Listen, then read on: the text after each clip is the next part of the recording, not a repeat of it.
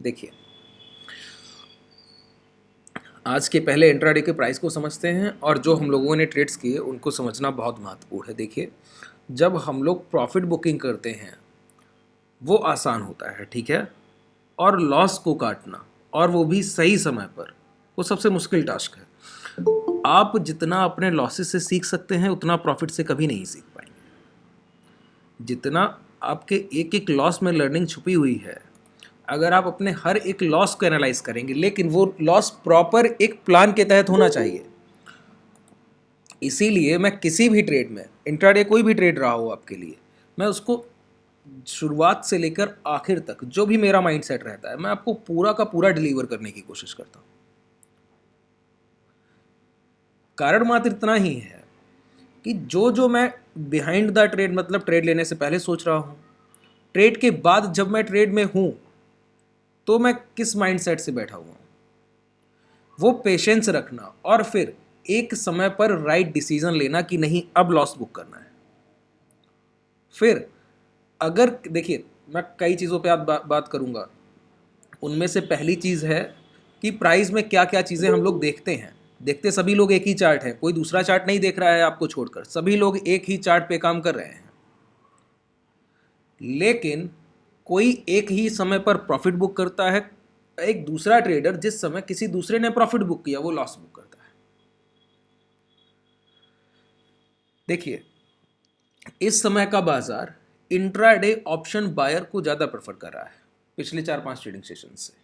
Intraday movement up and down ज़्यादा होता है। आप इंट्राडे में एम्प्लॉयड वॉलेटिलिटी अगर विक्स को देखेंगे तो इंट्राडे में एक बार ज़रूर पॉजिटिव होता है और क्लोजिंग टाइम पर नेगेटिव क्लोज करता है। क्लोजिंग टाइम पर नेगेटिव क्लोज करता है, हालांकि आज तो नेगेटिव क्लोज भी नहीं किया। वैसे क्या है कि लगभग लगभग 2-2.5-3% एक बार ज़रूर होगा वो अपसाइड, फिर वो क्लोज होने के समय नेगेटिव होता है। इंट्राडे जब भी ऑप्शन बायर्स पैसा बना रहे होंगे तो सेलर्स उस समय पर कहीं ना कहीं स्ट्रगल कर रहे होंगे। हम लोग इस कंडीशन में क्या करते हैं, जो हम लोगों ने आज किया, कल किया, इसके पहले, ये इनसाइड ऑफ प्राइस एक्शन की बातें हैं कि प्राइस एक्शन को छोड़कर और किन किन चीज़ों पे बात की जानी चाहिए। देखिए, हम लोग क्या कर रहे हैं, BTST लेके जाते हैं, कोई ना कोई ट्रेड लेकर जाते हैं और अर्ली मॉर्निंग उसमें कुछ ना कुछ प्रॉफिट ज़रूर होते हैं, ठीक है। अब समझिए, बहुत आसानी से आगे बढ़ते हैं। पहली चीज़, कल जो ट्रेड रहा, हम लोगों ने सभी ने 30 से 40 पॉइंट, 800 से 1000 के बीच में लगभग प्रॉफिट्स बुक किए होंगे। पहली ट्रेड में 30 से 40 पॉइंट तक लगभग सभी लोगों ने बुक किए कल जो हम लोग ट्रेड होल्ड करके लेके गए 42,900 का। अब एक बार प्रॉफिट में आ गए हैं। प्रॉफिट में आने के बाद हम लोगों ने पहला काम क्या करना है, इंट्राडे प्राइजेक्शन के शुरुआत के 5 या 10 मिनट को देखना है बेहतर तरीके से। 5, 10, 15 मिनट जो डिसीजन लगेगा वो लेने की कोशिश करेंगे। क्या देखा हम लोगों ने, सबसे पहले देखा गैप अप। सबसे पहले क्या देखा, गैप अप। गैप अप के बाद आज कोई इस तरह के इन्वर्टेड हैमर का प्लॉट नहीं किया गया जैसा प्रीवियस 2 ट्रेडिंग सेशन से किया जा रहा था। क्या कह रहा हूं, कोई इन्वर्टेड हैमर की ऊपर से रिजेक्शन नहीं है। आज के ट्रेडिंग सेशन में देखने लायक बात क्या है, पहले 5 मिनट में, कि कोई रिजेक्शन नहीं है ऊपर से, ये डायरेक्ट सेल है। गैप अप के बाद एक बॉडी साइज कैंडल है पहला, देखिए ध्यान से गौर कीजिएगा यहां पर चीजों को। पहला कैंडल कैसा है, बॉडी साइज प्लॉट किया गया, मतलब डायरेक्ट सेलिंग है, कोई बाइंग को नहीं काटा गया है। सेलिंग आने के बाद बायर ने सेलिंग को नहीं काटा। पहले 5 मिनट में एक बॉडी अच्छा खासा, लगभग पूरी कैंडल का 50% से ज्यादा बॉडी साइज दिखता है। पहली कैंडल देखिए गैप अप है, प्रीवियस मूवमेंट अपसाइड ट्रेंड में है। मूवमेंट कैसा है, अगर आप बड़ा ट्रेंड देखें वो अपसाइड है, और पहली कैंडल गैप अप के बाद रेड बनती है, ठीक है। एक एक बात पे आगे बढ़ रहा हूं। रेड क्लोजिंग के बाद नेक्स्ट कैंडल, अब देखिए दूसरा जो कैंडल है ना, अगर यही कैंडल हैमर की तरह क्लोज करता कि बॉडी साइज बहुत छोटा रह जाता और सेलिंग आने के बाद अगर बायर ऊपर ही क्लोज करते, फिर इस तरह का कोई कैंडल प्लॉट होता तो अपसाइड रैली बहुत अच्छी होती। लेकिन पहली कैंडल रेड है और दूसरी कैंडल उसी के हाई के ऊपर ही आसपास कहीं क्लोज कर रही है, वहां कोई डिसीजन नहीं लिया जा सकता। क्यों, पहले 5 मिनट में सेलर ने डोमिनेट किया, दूसरे 5 मिनट में बायर ने डोमिनेट किया। थोड़ा और वेट करते हैं। जब हम लोगों ने वेट किया तो देखा अगले 5-10 मिनट में और सेलर क्या कर रहा है, प्राइस को अपने लो के पास, जो सुबह लो बनाया था सेलर ने सेल करके, उस लो के पास ला रहा है। तब हम लोग एक डिसीजन मूवमेंट में आते हैं। क्या एक निर्णय पहला लिया गया, वो क्या रहा कि अप साइड, देखिए यहाँ पे एक बात बहुत ध्यान देने लायक है, मेरी ट्रेडिंग और आपकी ट्रेडिंग अलग हो सकती है। हर एक ट्रेडर का एक यूनिक प्राइस एक्शन देखने का तरीका होता है, ठीक है। लेकिन मैं कोशिश क्या करता हूं, मैं आपको प्राइस एक्शन सिखाने की कोशिश करता हूं, उसके बाद अपने माइंडसेट से जोड़ने की कोशिश करता हूं। अगर आपको कहीं भी ये लगता है ना कि इसी प्राइस एक्शन को मैं अपनी सोच से और बेहतर यूज कर सकता था किसी और ट्रेड को प्लान करके, तो वो जरूर करने की कोशिश कीजिए। वो आपकी क्रिएटिविटी है, थोड़ी थोड़ी क्वांटिटी में कीजिए लेकिन कर सकते हैं, ठीक है। अब समझिए यहां पे क्या है, यहां पे मुझे दिखा कि अब पहले एक अप ट्रेंड बाजार में शुरुआती 15 20 25 मिनट सेलर क्या कर रहे हैं, प्राइस को अप साइड मूवमेंट से रोक रहे हैं। फिर मैंने दूसरी चीज क्या देखी, 43,500 के ऊपर बाजार ट्रेड कर रहा है। तीसरी बात मैंने देखा कि कल ही मैं आप लोगों की बैच में भी जरूर मैंने बताया होगा कि 43,300 के नीचे बाजार का आज के दिन आना, मैंने कल ही आपके बैच में जरूर कहा होगा कि 43,300 को ब्रेक करना मुझे मुमकिन नहीं लगता है आज के ट्रेडिंग सेशन में, कल ही मैं ये बात कह कर गया होऊंगा। तो मुझे लग रहा था कि अप साइड मूवमेंट है, मूवमेंट के बाद गैप अप के बाद प्राइस क्या कर रहा है, सेलर 25-30 मिनट में डोमिनेट कर रहे हैं। अब मैं यहाँ पे पहले से मेरा माइंडसेट क्या बना कि इस तरह के सेटअप में क्या होता है, प्राइस अपने या तो लो के पास या हाई के पास लगभग 2 बजे तक कंसोलिडेशन, लगभग 1:30 या 2 या 2:30 बजे तक कंसोलिडेशन के बाद अप साइड ब्रेकआउट की संभावना ज्यादा होती है। ये बात भी है, ठीक है। ये बात भी है कि अगर 2-2:30 बजे तक यहीं पे कंसोलिडेशन होता तो ये अपसाइड ब्रेकआउट लगभग 90 to 95% तय रहता है। क्यों, पहले से हम लोग अप ट्रेंड में हैं। मैं ये सोच कर बैठा हूं, तब मैंने आपको एक ट्रेड दिया क्या कि 43,800 से लेकर 900 तक का रेंज अगर धीरे धीरे चलकर जाता है बाजार, कोई प्रॉब्लम नहीं है। तो मैंने आपसे क्या कहा, ऊपर से एक पुट सेल कीजिए, नीचे से ऊपर से एक कॉल सेल कीजिए, नीचे से एक पुट सेल कीजिए। क्यों, प्राइस मैं सोच रहा हूं कि एक रेंज बाउंड कंडीशन है। क्यों, बायर्स बाई करते हुए ऊपर लाए हैं प्राइस को और शुरुआत की है सेलर्स ने सेल करने से, तो प्रीवियस बायर्स है ना जो बाई करते हुए ऊपर लाए हैं, वो अपना पैसा गंवाएंगे नहीं, वो प्राइस को कहीं ना कहीं रोकने की कोशिश करेंगे। तो सेलर के सेल करने में और बायर्स की बाइंग में समय जाना होगा। वो समय कैसे जाएगा, वो होगा रेंज बाउंड कंडीशन। क्यों, सेलर पहले से बायर डोमिनेट कर रहा है और इंट्राडे में शुरुआत कर दी है सेलर ने सेल करने की। आप ऊपर ले जाने की कोशिश पहले से कर रहे हैं और ऊपर से कोई नीचे गिराने की कोशिश करने लगा, तो पहली कंडीशन क्या होगी, यहां पर आके प्राइस का कहीं रुक जाना। यही ऑब्जर्व किया।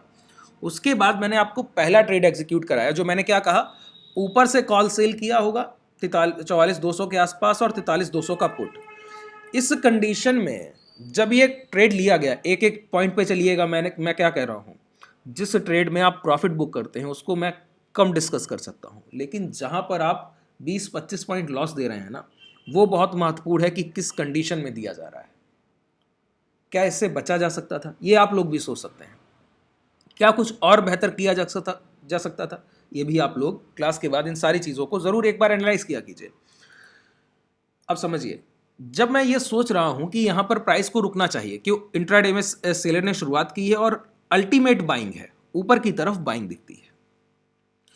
इस बाइंग और सेलिंग की कंडीशन में प्राइस को किसी ना किसी जोन में रुक जाना चाहिए। तो वो जोन क्या मैं सोच रहा था, ये लो है, ये लो देख रहे हैं, ये लो के बाद प्राइस यहीं से निकला है, ये लो है, और फिर पहले पुल बैक के बाद यहां पे एक मैसेज और मैंने किया होगा, ये हाई निकल रहे थे, अगर ये 900 ब्रेक करता और यहां कहीं कंसोलिडेशन करता तो मैं श्योर होता कि ये आज ही 40,000 को भी ब्रेक कर सकता था। तो इस वजह से देखिए, मैंने कहा अगर प्राइस में कभी भी आपको 400 या 450 इस तरह का 500 तक लॉस दिखता है, अगर अपसाइड मूवमेंट के में ये लॉस दिखता है, तो क्या करेंगे, कॉल को बुक करेंगे और पुट को जो शॉर्ट किया है उसको होल्ड करेंगे। मैंने कहा कॉल को बुक करेंगे और पुट को जो शॉर्ट किया है, जैसे 44,200 का कॉल सेल है और 43,200 का पुट सेल है, इस कंडीशन में अगर अपसाइड मूवमेंट आता है तो ऐसा क्यों किया गया बताइए। मैं मेजर अप ट्रेंड में हूं, अगर बायर कभी भी डोमिनेट करने की दोबारा शुरुआत करेगा तो मैं उस पर बिलीव करूंगा, कोई प्रॉब्लम नहीं है, उस पर मैं बिलीव करके आगे निकल जाऊंगा। वहां से दोबारा प्राइस नीचे, अब मेरे लिए रेंज श्योर थी, ये ही और ये रेंज पूरी श्योर थी कि अगर ये रेंज है और डे हाई, प्राइस ने कंसोलिडेशन की शुरुआत भी की। इस दौरान जब प्राइस यहाँ पे था, इसी दौरान विक्स क्या कर रहा था, अपसाइड मूवमेंट करने की कोशिश कर रहा था। 2-2.5% के आसपास नेगेटिव था, वहां से वो पॉजिटिव गया 2-2.5-3% तक। यहां पर देखिए प्राइस का क्लोज भी मैं आपको दिखाता हूं, क्लोजिंग कहां पर है, ये इस जोन का लो है और देखिए इसी के पास आकर यहीं कहीं प्राइस ने क्लोज किया है। अगर आप 42,200 और 43,200 के प्रीमियम अभी क्लोजिंग टाइम पर देखेंगे ना, तो लगभग आपको 20 या 25 पॉइंट का प्रॉफिट दिखेगा। जिस इस प्रीमियम को आपने सेल किया होगा उस कैलकुलेशन कीजिएगा उसका, ठीक है। लेकिन ट्रेड को होल्ड क्यों नहीं रखा जा सकता वो समझते हैं। एक बार डिसाइड कर लिया कि 400 रुपए अगर डिफरेंस आया दोनों पोजीशंस में तो निकल जाएंगे। वो 400 रुपए का डिफरेंस कई तरह से आता है, देखिए किन किन तरह से आता है।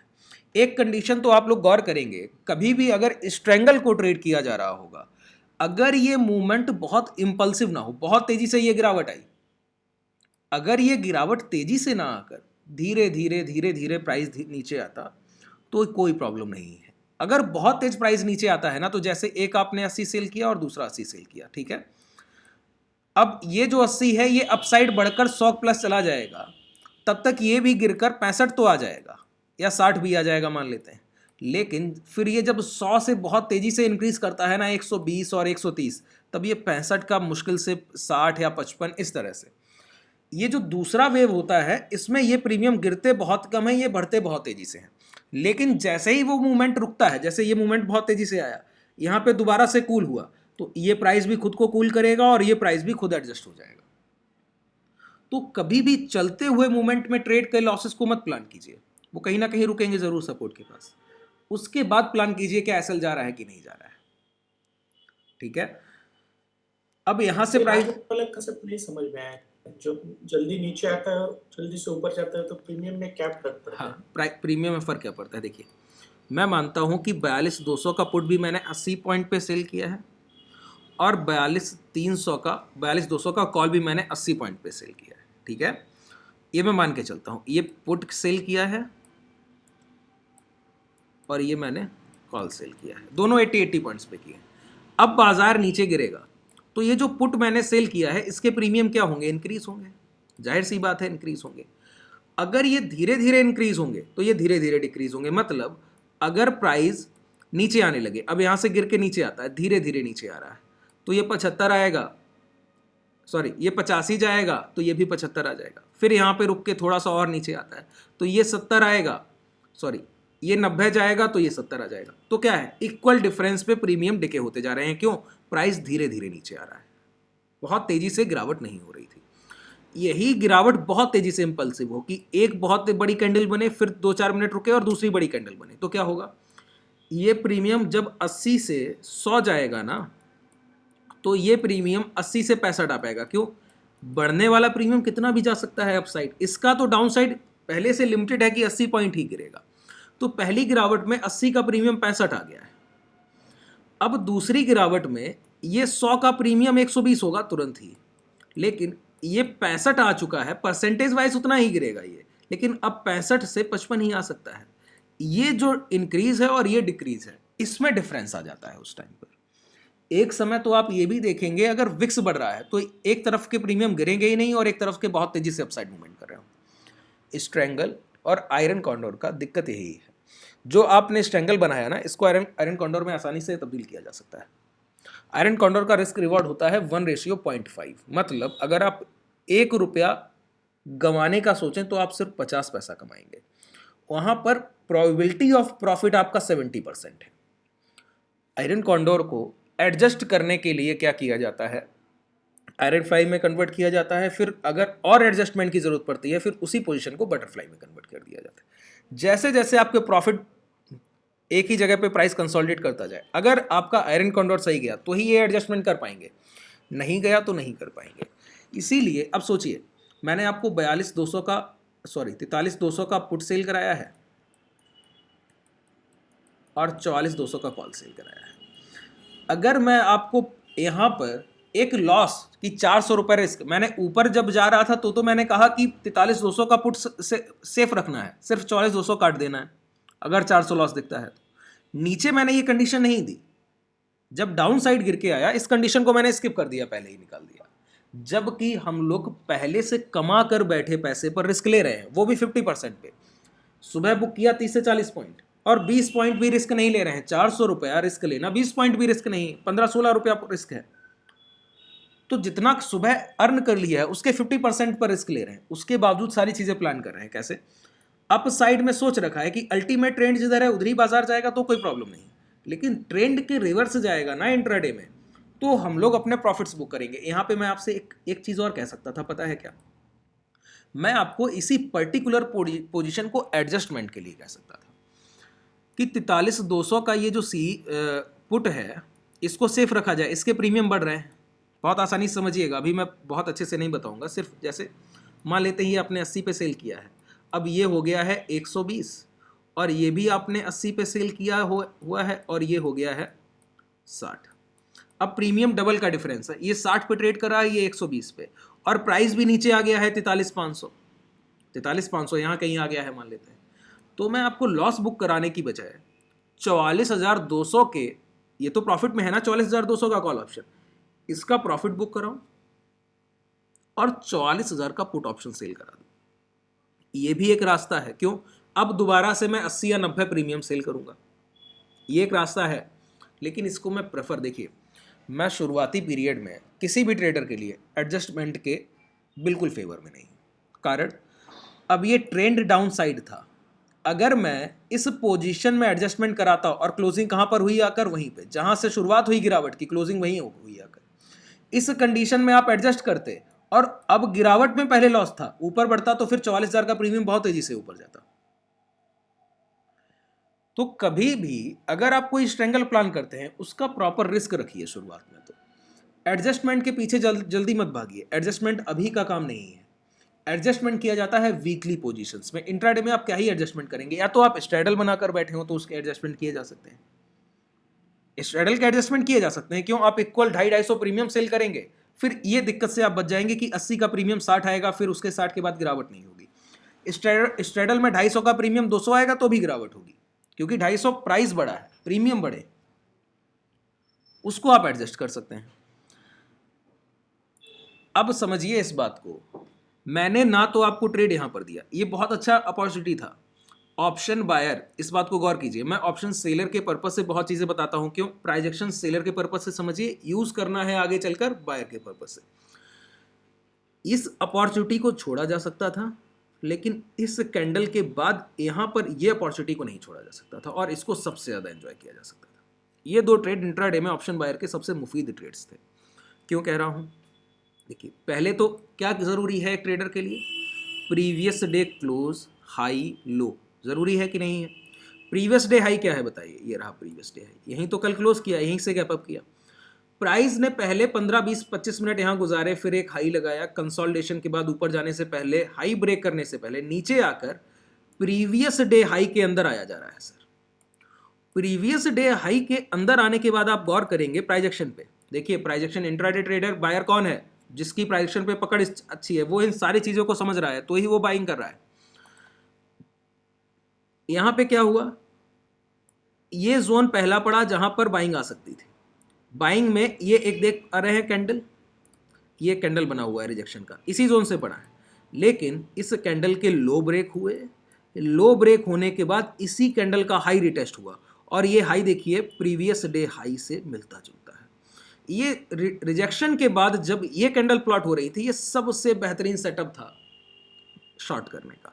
शॉर्ट के बाद जब यहां पर देखिए एक बड़ी गिरावट आ गई है, बड़ी गिरावट के बाद मैंने क्या कहा?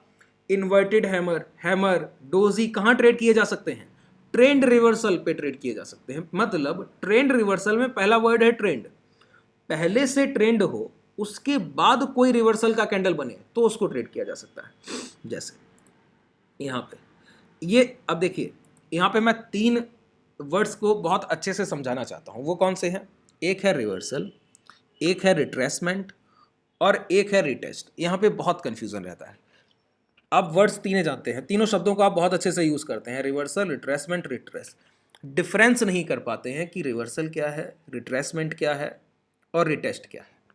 आज मैं वही समझाना चाहता हूँ। देखिए, ये जो 3R है ना, ये मेजर कंपोनेंट है और ट्रेडर नाम सबके जानता है, ये नहीं जानता है कि यूज़ कैसे करना है। आप वाली टाइम फ्रेम पे आते हैं, एक एक चीज़ को समझा देता हूँ। देखिए, अच्छा, जब ऑप्शन बाइंग की अपॉर्चुनिटी बन रही थी तो उस समय जब आपने पहला 400 रुपए का लॉस काटा, तो मैं क्या दूसरी ट्रेड आपको एज अ सेलर नहीं दे सकता था? बिल्कुल नहीं दे सकता था।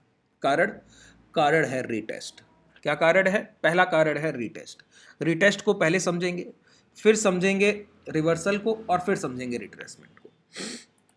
देखिए, कल तक जैसे हम लोगों ने प्राइस को देखा, वो क्या है? ये हाई थे, ये हाई। देखिए, प्राइस यहाँ तक आता है, लौट जाता है, फिर ये क्या था? ट्रैप जोन था। ये कैंडल ट्रैप हम लोगों ने ट्रिपल टी कॉन्सेप्ट में देखा, ये ट्रैपिंग जोन था। लेकिन सेलिंग, मेजर सेलिंग कहाँ से आ रही थी? इस जगह से। दोबारा यहीं प्राइस टच किया, यहीं से आ रही थी, यहाँ टच किया, फिर गिरावट आई। जैसे ही प्राइस यहाँ पहुँच के ये 3 कैंडल्स देख रहे हैं, डोजी कैंडल, बिल्कुल छोटी बॉडी साइज कैंडल, यहाँ पर जो बाइंग जनरेट हुई, यहाँ पर ये 3 घंटे में जो खरीदारी हुई है ना, उसी खरीदारी ने इस सेलिंग को काटा। क्या कह रहा हूँ? यहाँ भी देखिए, छोटी छोटी कैंडल्स के बाद प्राइस में गिरावट आई है और यहाँ पे छोटी छोटी कैंडल्स के बाद प्राइस में अपसाइड आया है। तो ये क्या है? जो यहाँ पर खरीदारी हुई इस जगह पर, उसने इस जगह पर पहले आई सेलिंग को ब्रेक किया है। ठीक है, अब जहाँ पर बाइंग जनरेट की गई, हम लोगों के लिए मेजर सपोर्ट वही है। जैसे ये हाई ब्रेक हुए तो जो ये खरीदारी है, origin point of rally, up side जितना भी ये प्राइस गया यहाँ तक, वो डिमांड यहाँ जनरेट की गई। तो ये जो 3 कैंडल का जोन है, ये क्या है? मेजर सपोर्ट है। क्या है? मेजर सपोर्ट है। अब सपोर्ट क्या है? जहां पर बाइंग जनरेट, यही तो कारण था, कल मैंने क्या कहा था? 43,300 ब्रेक नहीं करेगा, यही 43,300 का प्राइस है। अब देखिए, प्राइस ने एक बार जिस, पहले ये क्या रहा होगा? रेजिस्टेंस, सेलर बैठा है ना, रेजिस्ट कर रहा है, प्रतिरोध कर रहा है भाव के ऊपर चढ़ने का।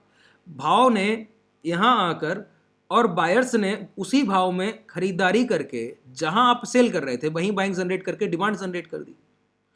तो जो पहले रेजिस्टेंस रहा वही अब क्या बन गया? सपोर्ट। प्राइस में अल्टीमेट ट्रेंड क्या है? सेलर को ब्रेक किया गया है, हाई ब्रेक किए गए हैं, नीचे के लेवल पे बाइंग है, और जहां पे सेलर को ब्रेक किया गया वहां भी 3 घंटे की बाइंग दिखती है।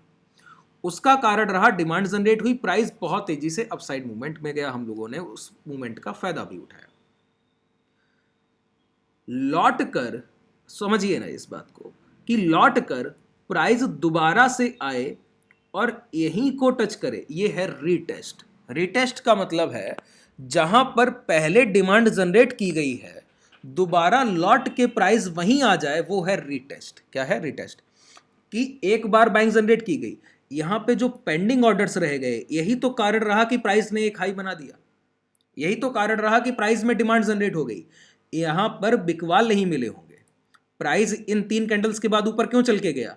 पहले यहां पे बिकवाल बैठे थे, एक कंडीशन खरीदारों ने खरीदारी करते करते ये ला दी प्राइस में कि बिकवाली के लिए क्वांटिटी नहीं रह गई, तो प्राइस क्या करेगा? ऊपर तरफ जाकर कहीं सेलर को ढूंढने की कोशिश करेगा। क्यों?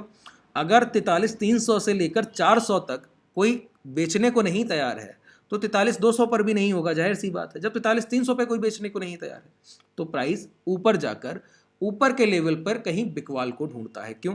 अब 43,300 पे, 400 पे जो खरीदार हैं वो कहीं अपने प्रॉफिट बुक करेंगे, जैसे हम लोगों ने किए इस तरह से, तो ऊपर के लेवल पे कहीं सेलिंग आ सकती है। अब नीचे तो सेलिंग संभव नहीं है। तो है क्या? जो इस जोन में पेंडिंग ऑर्डर्स रहे गए होंगे, खरीदार खरीदारी करना चाहते होंगे लेकिन कुछ ऑर्डर्स पेंडिंग रह गए होंगे, उन ऑर्डर्स को दोबारा एग्जीक्यूट करने के लिए लौट कर भाव का उसी जोन के पास आना क्या है? रीटेस्ट है। ये क्या है? रीटेस्ट है।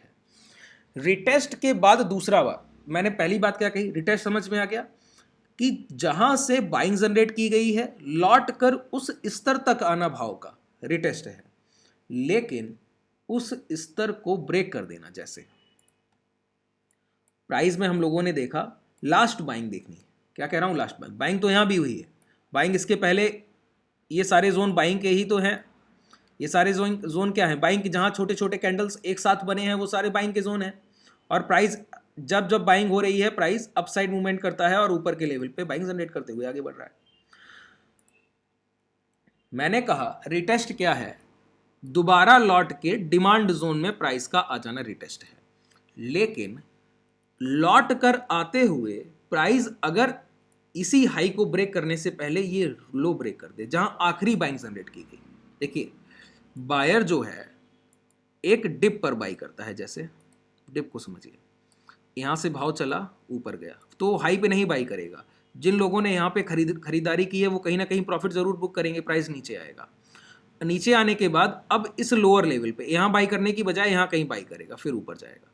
ठीक है, अब दोबारा से जिन लोगों ने इसी इंस्टीट्यूशन बाइंग के साथ ऑर्डर्स लगाए होंगे वो फिर प्रॉफिट बुकिंग करेंगे, प्राइस फिर कहीं नीचे आएगा, फिर ऊपर जाएगा, हाई ब्रेक करते हुए आगे बढ़ रहा है। लेकिन जिस बायर ने यहाँ बाइंग की होगी, एक हाई बनाने के बाद लोअर लेवल पे, दूसरा हाई बनाने के बाद लोअर लेवल पे, तीसरा हाई बनाने के बाद फिर लोअर लेवल पे, इस तरह से प्राइस आगे बढ़ रहा है। ये भी वही जोन है, देखिए यहाँ पे गया, फिर थोड़ा सा ये, अब दोबारा से आया तो फिर यहाँ बाइंग जनरेट की गई, अब ये हाई ब्रेक करे जाके, कोई प्रॉब्लम नहीं, जब तक हाई ब्रेक करते रहेंगे तब तक हम लोगों का ट्रेंड क्या है, अप साइड है, ट्रेंड रिवर्सल नहीं है, रिटेस्ट होके प्राइस जा रहा है, रिवर्स नहीं हो रहा है। हम कब शॉर्ट कर सकते थे इस बाजार में, जब बाजार 43,300 को ब्रेक कर देता। क्यों? प्रीवियस बायर को अगर कोई सेलर ऊपर से आके, अब जैसे ये हाई बना है यहाँ पर, नीचे आके प्राइस यहाँ कंसोलिडेट करके 43,300 को ब्रेक करे तो ये रिवर्सल है, ये रिटेस्ट नहीं है, ये रिवर्सल है। क्या कह रहा हूं, जब प्राइस प्रीवियस बायर को, जहां आपको प्रीवियस सपोर्ट दिखता है, पिछला सपोर्ट कौन सा होगा, जहां अभी अभी खरीदारी की गई होगी, जहां से अभी अभी डिमांड जनरेट की गई होगी, वो है प्रीवियस सपोर्ट। प्राइस ऊपर जाके लौट के यहीं पे कंसोलिडेट करके ये लो ब्रेक कर दे 43,300, ये रिवर्सल है। तो प्राइस क्या करेगा, अपसाइड यहाँ पे थोड़ा सा नीचे आएगा, रिटेस्ट, दोबारा से रिटेस्ट करने, क्योंकि सेलर ने यहाँ पे एंट्री किया है, बायर क्या करेगा, अपने ऑर्डर्स को एग्जिट करेगा तो और ज्यादा सेलिंग प्रेशर आएगा, रिटेस्ट करेगा, गिर जाएगा। जैसे इंट्राडे में आपने देखा, जो छोटा प्राइस था वहां पे आप लोगों ने ये चीज देखी, देखिए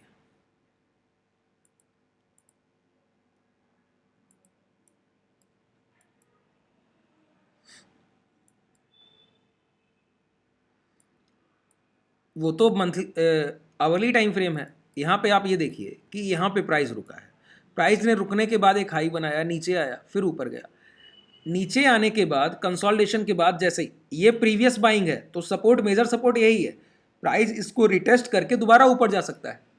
लेकिन प्राइस ने क्या किया, रिटेस्ट की कोशिश की, ये कैंडल जनरेट भी की इस बायर ने, सेलर माना नहीं, लेकिन सेलर ने क्या किया, इसके लो ब्रेक कर दिए, लो ब्रेक करने के बाद क्या किया, रिटेस्ट किया, फिर गिरावट की।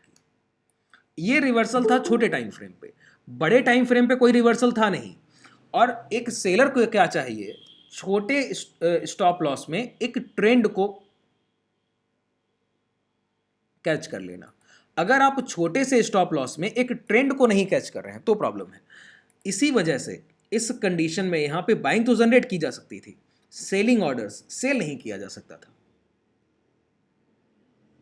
इसीलिए मैंने वेट किया। अब देखिए इंट्राडे ट्रेडर के लिए क्या क्या महत्वपूर्ण है, फिर से बताइए। मैंने कहा ओपन हाई लो क्लोज, इस ओपन हाई लो क्लोज में हम लोगों ने गौर किया, ओपन गैप अप हुआ, ठीक है, ओपन गैप अप हुआ, गैप अप के बाद एक हाई भी बनाया, कंसोलिडेशन के बाद लो बनाया और रिटेस्ट किया बड़े टाइम फ्रेम पे, आवली टाइम फ्रेम पे ये लेवल रिटेस्ट हुए। रिटेस्ट के बाद बाइंग कैसी जनरेट होती है ये बहुत मैटर करता है। जैसे छोटे टाइम फ्रेम पे ये एक सपोर्ट जोन था, ये भी रिटेस्ट हुआ इस कैंडल से, देख पा रहे हैं, इस ग्रीन कैंडल से, इन सारी रेड कैंडल्स के बीच में एक ही ग्रीन कैंडल है, ये भी रिटेस्ट हुआ। लेकिन सेलर जब भी सेल करने की कोशिश करता है ना, प्राइस को ज़्यादा रुकने नहीं देता है, वो नीचे ही लाने की कोशिश करता है। देखिए तुरंत ब्रेक किया, रिटेस्ट किया और गिरा दिया। बड़े लेवल पे जब इस जोन में ये रिटेस्ट करने आया प्राइस, ये लो रहे 43,300 के आसपास, जब यहाँ रिटेस्ट करने आया तो अब देखिए प्राइस ने कितना बेहतरीन डिमांड जनरेट किया। इस कंडीशन में हम लोग क्या करते हैं, ये एनालाइज करते हैं कि हाई टू लो सेल कितना हुआ। तो ध्यान दीजिएगा, हाई ये लगा हुआ है, मान लेते हैं 43,830 है, 43,800 राउंड लेवल रखते हैं, ये लो लगा है 43,370, 330 पॉइंट ऊपर छोटा, 30 नीचे भी छोड़ देते हैं, चलिए नीचे से वो इक्वल हो जाएगा फिर। तो 43,800 से 43,400 तक 400 पॉइंट का क्या हुआ टोटल सेलिंग प्रेशर। ऊपर से जो भी बिकवाल यहाँ पे बिकवाली कर रहा था ना इस जोन में बैठ के, उसने 400 पॉइंट की लगभग बिकवाली की। ये बिकवाली किस समय में आई? देखिए, प्राइस का समय के साथ कोलैबोरेशन बहुत ज़रूरी है। ये सामंजस्य धीरे धीरे आप लोग समझने लगेंगे कि कैसे बैठाया जाता है। जैसे 9:15 पे बाजार ओपन हुआ, ये लो कितने समय लगा बताइए? आप कहेंगे 2:35, ये देखिए नीचे लिखा है ना 14:35, 2:35 पे ये लो लगा है। सुबह 9:15 से लेकर लगभग 2:30 बजे तक प्राइस ने कितने समय तक, 5-6 घंटे के आसपास 400 पॉइंट का सील किया इंट्राडे से। लेकिन 400 पॉइंट की सेलिंग में आप ऑब्जर्व कीजिए 43,400 से ये है 700 को रिटेस्ट किया गया, 43,700 को रिटेस्ट किया गया और क्लोजिंग 627 है। अगर मैं इस लेवल से लगभग आपका मेजर लेवल 650 मान लूँ, क्योंकि ये क्लोजिंग यहाँ पे 627 दिखता है, यहाँ 633 दिखता है एडजस्ट के बाद, तो 650 मान लेता हूँ, तो 400 से 250 पॉइंट की रिकवरी है। बिकवाली है 6 घंटे में 400 पॉइंट की, और उसके बाद मेजर सपोर्ट लेवल से खरीदारी है मात्र 1 घंटे में। लास्ट का 1 घंटा भी मात्र 1 घंटे में कितना है, 250 पॉइंट की। तो जितना, अब फिर वही कंडीशन है, जितना सेलर ने बेचा उसका 50% से ज्यादा बायर्स मात्र आखिरी के 1 घंटे में खरीद कर चले गए। इसी वजह से क्लोजिंग बहुत जरूरी होता है। अब आप डेली कैंडल देखिए, यहां पर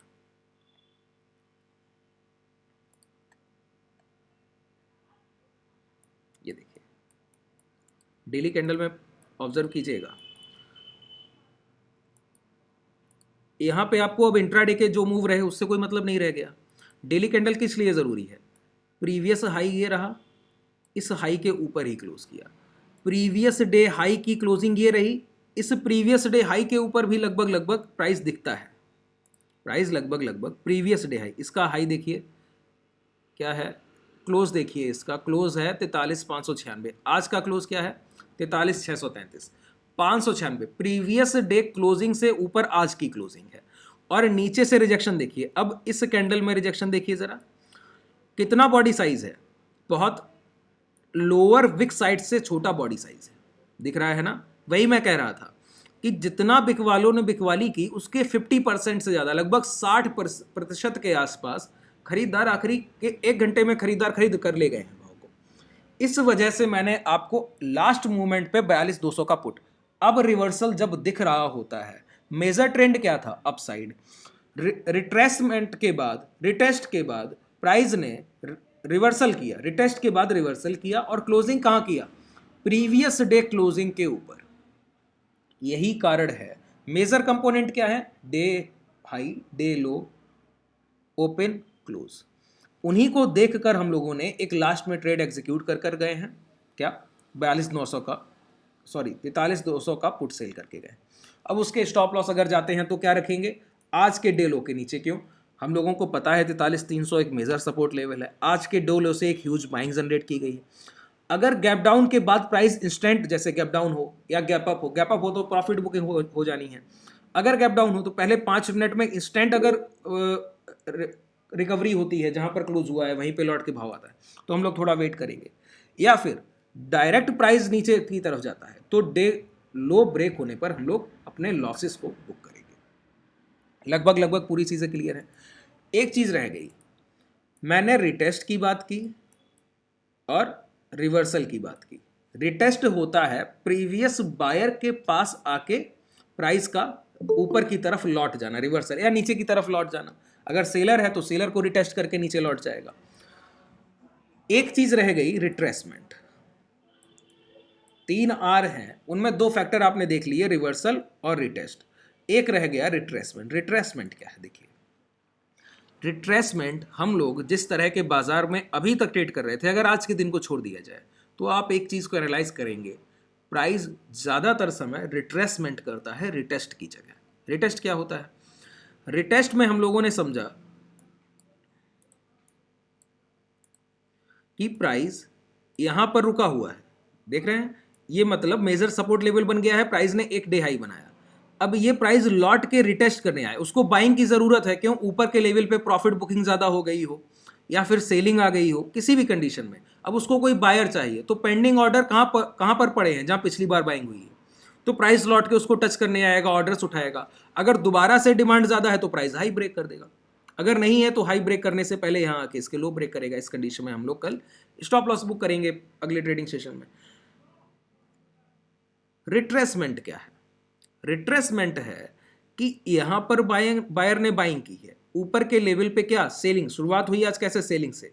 अब जो मैंने आपको कंडीशन बताई थी ना कि प्राइस लो के पास आके कंसोलिडेट करता है या फिर हाई के पास कंसोलिडेट करता है, ये है रिट्रेसमेंट। क्या कि अब जो सेलर है वो मात्र नीचे के लेवल पे खरीदारी नहीं कर रहा है, नीचे के लेवल पे कर चुका है, अब जो सेलर ऊपर से बेच रहा है बायर वहां भी खरीदारी कर रहा है। ये है रिट्रेसमेंट कि प्राइस में थोड़ी सी गिरावट आए और कंसोलिडेशन हो जाए, जो मैं अजम्पशन कर रहा था, जिस वजह से आज हम लोगों ने पोजीशन लिया था वो अजम्पशन रिट्रेसमेंट का ही है, वो रिटेस्ट का नहीं था। अजम्पशन जो हम लोगों ने सोचा ना पहले प्राइस में कि प्लान किया, ये जो प्राइस चल रहा था, देखिए एक ये हाई बना है, एक ये हाई बना है, प्राइस लौट रहा है लेकिन डे लो ब्रेक नहीं कर रहा है। यहाँ एक चीज गौर कीजिएगा, डे लो नहीं ब्रेक कर रहा है, कब तक? 2:15 तक। ये जो कंडीशन है, डे लो ब्रेक करने से पहले प्राइस एक जगह लोअर लेवल के पास कंसोलिडेशन, ये रिट्रेसमेंट है कि प्राइस दौड़ भी नहीं रहा है, मेजर ट्रेंड अपसाइड है, तो ये नहीं कि प्राइस चल के ऊपर जा रहा है, नहीं, रुका है, वो भी डे हाई से नीचे रुका हुआ है, मतलब नीचे के लेवल पे अब एक्यूमुलेशन चल रहा है। अब सपोर्ट जो होगा ना, अगर दोबारा से डिमांड आके ये हाई ब्रेक होते तो अगला सपोर्ट यही कोई प्राइस बनता अगर यहाँ पे कंसोलिडेशन के बाद हाई ब्रेक होते। ये रिट्रेसमेंट है। अभी के समय बाजार में अगर आप पिछला 1 या 1.5 महीना एनालाइज करेंगे, और जिन लोगों ने ट्रेड किया है वो लोग बहुत बेहतर जानते हैं प्रीवियस प्राइस एक्शन किस तरह से चलता है। गैप अप करता है, गैप अप के बाद प्राइस अपसाइड नहीं जाता है, एक कैंडल बनाता है, उस कैंडल के हाई और लो में प्राइस घूमता रहता है, 2, ढाई, 3 बजे के आसपास ब्रेकआउट देता है और निकल जाता है। इस तरह से प्राइस ट्रेड कर रहा है, रिट्रेसमेंट में ट्रेड कर रहा था। रिटेस्ट आज पहली बार हुआ, वो बहुत तेजी से हुआ तो हम लोग थोड़ा प्रॉब्लम में आ गए। अब लगभग चीजें क्लियर हो गई, रिटेस्ट भी क्लियर किया है, रिट्रेसमेंट भी क्लियर किया है और रिवर्सल भी क्लियर किया है। अब अगर आप लोग कुछ पूछना चाहते हैं तो पूछ लीजिए। मैं थोड़ा इस समय कम समय तक क्लास कर रहा हूं, पूरा 1 घंटा नहीं दे रहा हूं, ठीक है? सर आज जो प्राइस ऊपर